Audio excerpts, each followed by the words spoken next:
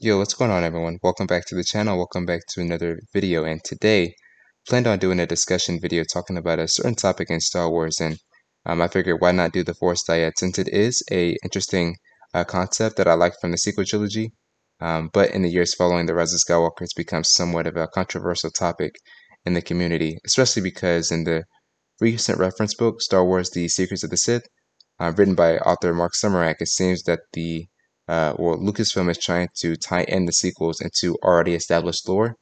And just to give you a quick example, the Ruler 2 is apparently, inspired by the Force Dyad, which is wrong, because in Legends, and of course I know that Legends isn't technically canon anymore, but it does have extreme significance. But anyway, in Legends, the Ruler 2 was actually created by Darth Bane in order to make the Sith stronger over time, by only having two Sith, the Master and the Apprentice, and the goal was to eventually have the Sith become strong enough to destroy the Jedi, overthrow the Republic, leaving the Sith to rule the galaxy forever. And I'm not going to continue talking about the Sith just yet because they are a major point later in the video.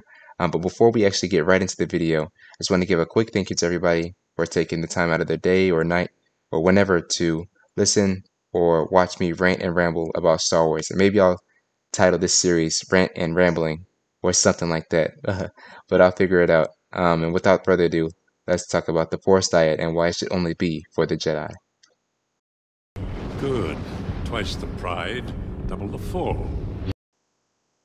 For those of you that don't know what the Force Dyad is, or you might need a quick refresher, in the Star Wars canon, the Force Dyad is basically a special Force bond that appears very rarely that forms a special connection between two separate Force-sensitive individuals, and it kind of makes them one in terms of the Force. And as a result of this, the duo are able to have access to certain Force abilities that the other Force sensitives don't have, such as Force healing and teleportation, or object teleportation, just to name a few, or a couple rather. And the Force Dyad also gives the duo the ability to somewhat download the training and skills from the other user, which, if you ask me, kind of defeats the entire purpose of training and learning new skills and abilities in order to become powerful. And I liken this situation to a video game where you're presented with two options. The first option, you can either put in all the cheat codes when you begin a new game and have access to all the game's powers, abilities, weapons, hacks, etc., and use them to your advantage to progress through the game with little to no difficulty, defeat the final boss, and there you win the game. But on the other hand, you start the game with the basic and weakest powers, abilities, gear, weapons, etc. But as time progresses, through lots of time, energy, practice, and hard work, you're able to level up, learn new powers and abilities, forge new gear and weapons better than what you could have imagined, which you'll actually know how to use properly in battle due to your experience. And eventually you'll get stronger over time, and you'll be strong enough to defeat and kill the final boss of the game and win the game, regardless of the difficulty. So out of these two options, which one feels more rewarding, and which one feels more earned? Well, of course, it's going to be the latter option, and you can see where I'm kind of going with this, because the Force Dyad seems to be the last-minute cheat code for Rey, and it's the explanation on why she is so powerful and she can match the more trained, more experienced, and more powerful grandson of Darth Vader, Kylo Ren. And instead of going through all that hard work that every other character had to go through in order to become powerful. And I'm not trying to make this another sequel trilogy bashing video here on YouTube, but instead I'm trying to analyze all aspects of this ability, whether that be good, that be bad, that be mixed, and seeing how or if it should work in Star Wars. And as I said earlier, I do actually like the concept of the Force Dyad, and I actually find it very interesting, but I do believe that this ability is flawed, and I think that it should only work with the Force users who are aligned with the light side of the Force, or the Jedi. And the reason why I think this is because of the abilities that the Force Dyad has, which are basically Jedi abilities. And as I brought out earlier, the duo are able to be bonded as one being in terms of the Force. They can communicate, they can share weapons with one another and objects. And the the ability that made me do this video, which is connected with the Force Dyad, is Force Healing. And Force Healing is a power of the Dyad that aligns with the light side of the Force due to its passive, nurturing, and selfless nature. And the Wikipedia page of the canon explanation of the light side of the Force lists the Force Dyad as a light side ability, plain and simple. And what really makes this ability interesting is that when one member of the Force Dyad dies, the other one can transfer all of their life force into the person, but that person who gives their life force away dies in the process. And you would likely agree that this is a selfless act. If you answered yes, then you are correct because there is a problem if that's the case. Because why would the Sith or Darksiders try to achieve this power that requires them to be selfless? And unlike the Jedi and the Lights of the Force and their users who prioritize selflessness, the Sith and the dark side in general is all about the self and how something can benefit them or someone can benefit them and screw everyone else except themselves. And the Sith crave power and they'll do whatever they can to achieve that power.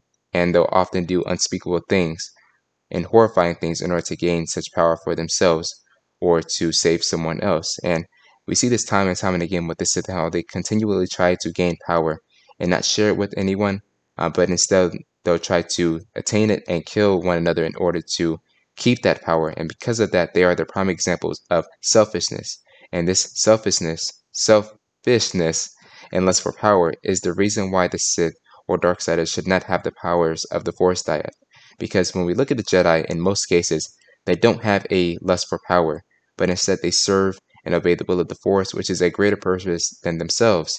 And they often look for ways to benefit others, including their Jedi comrades, which makes them the prime examples of selflessness. And it's because of this selflessness that the Jedi deserve and only should have access to the power of the Force Dyad, because the Force Dyad values teamwork, companionship, and selflessness, which are qualities that the Sith do not have, but instead the Jedi value. And it's because of this reason that it makes no sense that the ruler 2 should be inspired by the Force Dyad, since the Dyad and the dark side are complete opposites. And to take it a step further, it's because of the Sith's obsession and lust for power that they'll never attain the power that they ultimately want, which is the power to escape death and live forever, because once they're done, they're pretty much done. And it's because of this that they look for ways to prolong their lifespan or look for other ways to make sure that they don't die and that they can escape death and continue living.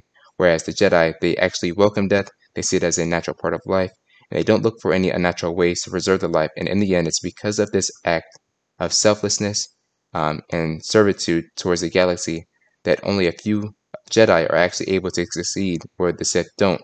And that is why the Jedi will, in the end, always beat the Sith. So if you didn't understand what I was trying to do in this video, or what I was saying in this video, to sum it up, basically the Force Dyad should exclusively be a light side force ability because it centers around selflessness and companionship, where the Ruler 2 and the Sith and the dark side in general focuses on pure selfishness as a whole.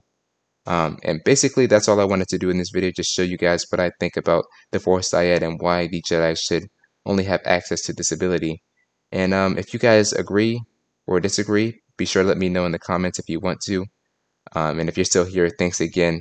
And if you actually enjoyed the video, make sure you share it with friends who like Star Wars, who like the sequel trilogy, who don't like the sequel trilogy, or anyone you might think might find this video interesting, talking about different philosophies, or who I think should actually have exclusive rights to this power. And basically that'll be all it for me today. This is my 10th time trying to record this video, literally, because I keep adjusting the script. But thank you all again for listening, or watching, or maybe both. And as usual, I'll catch you guys in the next video. But until then, goodbye and have a great one.